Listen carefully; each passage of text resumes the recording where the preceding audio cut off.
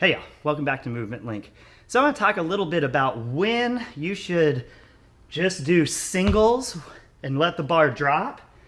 Single, let the bar drop, get right back on it.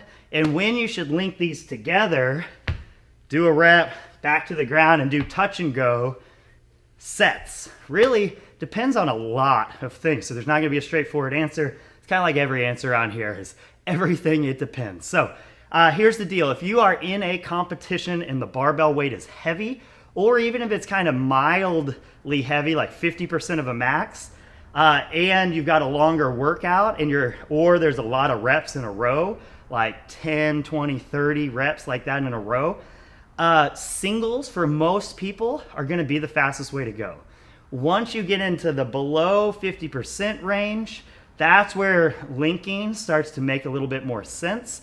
And it's just so, especially if we're going clean and jerk, it's so fatiguing to get that bar from the top back to the ground than it is just to drop the sucker. So here's the deal. If you are competing, singles can be a great strategy. But if you are training and you're trying to get better and you're trying to figure out what rep schemes make sense at what weights, then we've got to go touch and go. We got to get you out of your comfort zone, even though we know going touch and go at certain weights is going to make your scores worse. So here's what I do. I've got the workout Grace. I don't weigh very much, not a high level competitor. That's not what I do.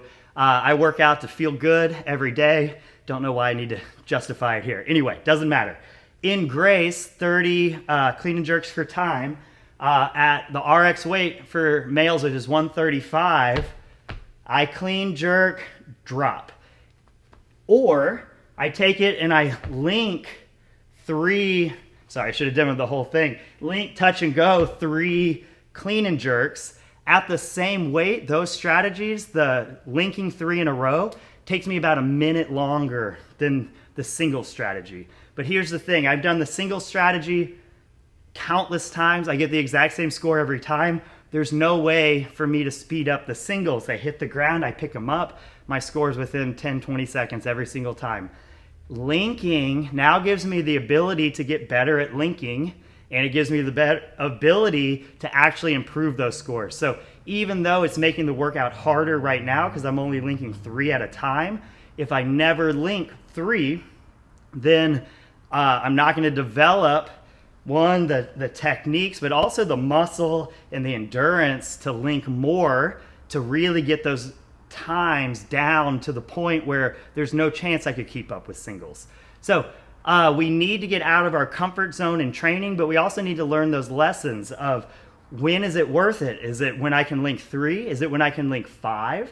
And that's kind of generally what I go with. If it's a competition setting, if you can link 5 consistently, that's the way to go. If you can't link 5 consistently, singles are probably going to be the way to go. We usually see that around singles being like 50% of a max on up.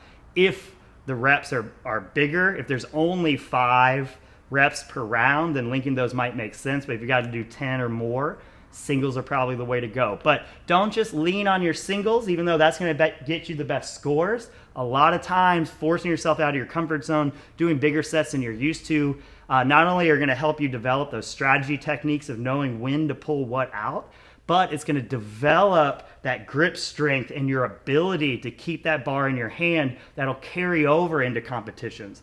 Once you get pretty decent at doing singles and setting up, there's not a whole lot more you can get out of that. So the training benefit and the competitor benefit of linking and going touch and go is going to be huge, huge, huge. So avoid singles almost all the time in your training workouts because we want to develop your capacity as a competitor, and it's real easy to pull singles out in a competition if you need to.